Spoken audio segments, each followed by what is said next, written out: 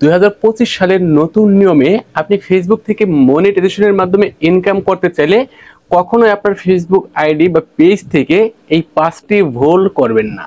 আপনি যদি মনের ভুলেও এই 5টির থেকে একটি ভুল ফেসবুকে করে ফেলেন, ফেসবুক কিন্তু আপনাকে মনিটাইজেশন দিবে না।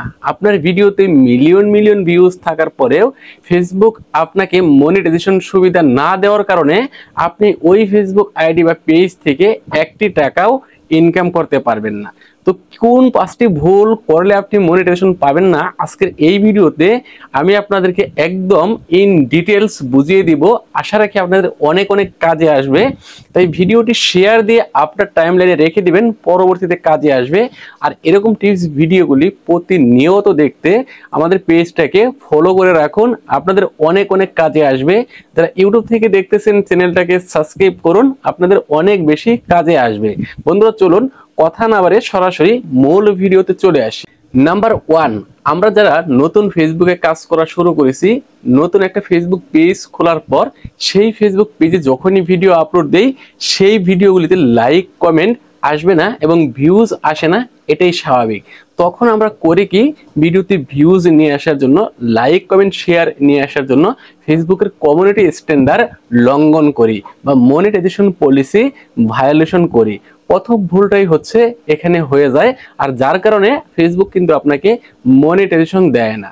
তো প্রথমত হচ্ছে কমিউনিটি স্ট্যান্ডার্ড লঙ্ঘন করা বা মনিটাইজেশন পলিসি ভায়োলেশন করা মানে বোঝায় যখন আপনি ফেসবুকে ভিডিও আপলোড করেন, ভিডিও আপলোড দেওয়ার পর আপনার ভিডিওতে তেমন কোনো ভিউজ আসে না বা লাইক কমেন্ট আসে না, যখনই আপনার নিজের ভিডিওগুলি আপনার নিজের আইডি থেকে প্লে করে দেখেন, তখন কিন্তু ফেসবুকের কমিউনিটি স্ট্যান্ডার্ড ভায়োলেশন হয়, মনিটাইজেশন পলিসি ভায়োলেশন হয়।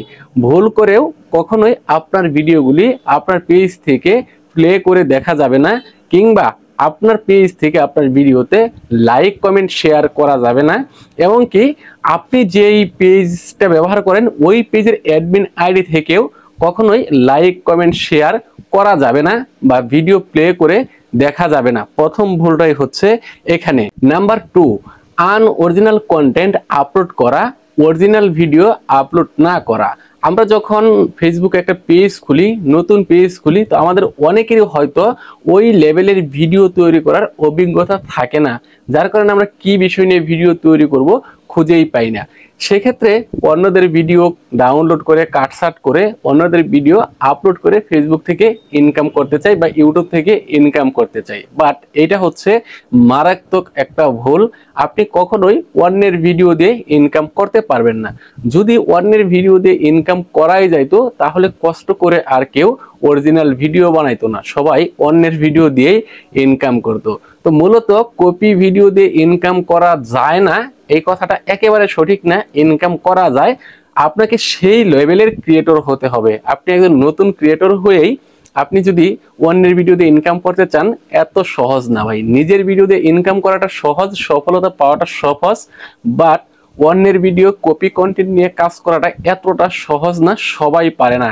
এর জন্য হাই প্রো লেভেলের ক্রিয়েটর লাগবে। নাম্বার 3, অকর্মকারী বা বিভ্রান্তিকর শিরোনাম বা থাম্বনেল বা কন্টেন্ট আপলোড করা। আপনি একটা ভিডিও বানিয়েছেন, ভিডিওতে আপনি মিথ্যা তথ্য, ভুয়া বা ক্লিকবেট টাইটেল থাম্বনেল যদি ব্যবহার করেন, তাহলে কিন্তু ফেসবুক আপনাকে মনিটাইজেশন দেবে না।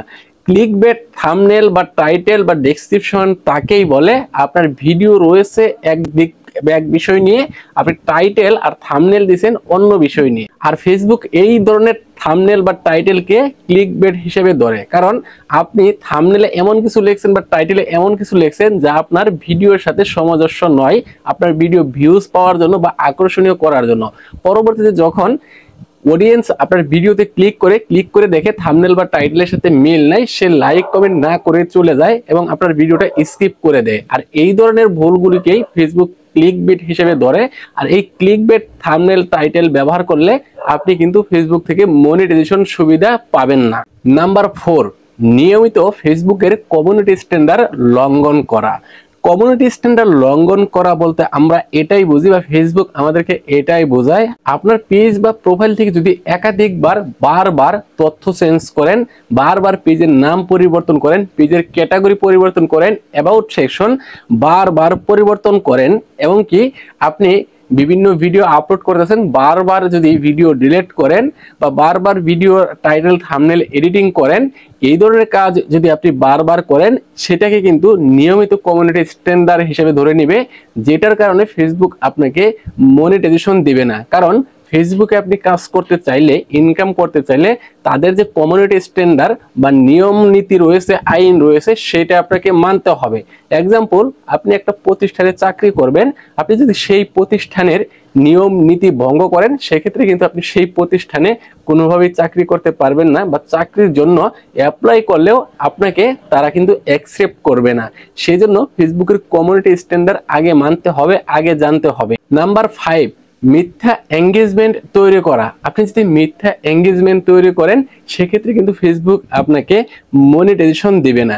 মিথ্যা এঙ্গেজমেন্ট বলতে লাইক ফলোয়ার কিনে নেওয়া বা টাকার বিনিময়ে শেয়ার করানো, টাকার বিনিময়ে লাইক ফলোয়ার কিনে নেওয়া, টাকার বিনিময়ে ভিউজ কিনে নেওয়া।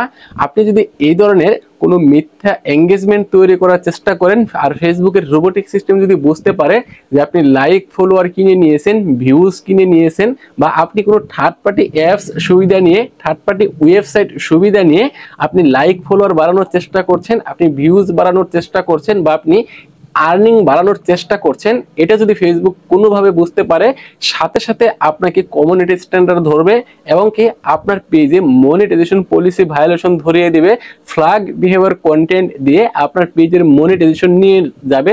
যদি আপনার পেজে মনিটাইজেশন না থাকে, তাহলে আপনার পেজটাকে চিরদিনের জন্য ব্ল্যাক লিস্টে ফেলে রাখবে, আপনি ওই পেজ থেকে মনিটাইজেশন পাবেন না। সুপ্রিয় দর্শক, শেষমেশ আপনাদেরকে ফ্রিতে একটা টিপস দিয়ে যাই।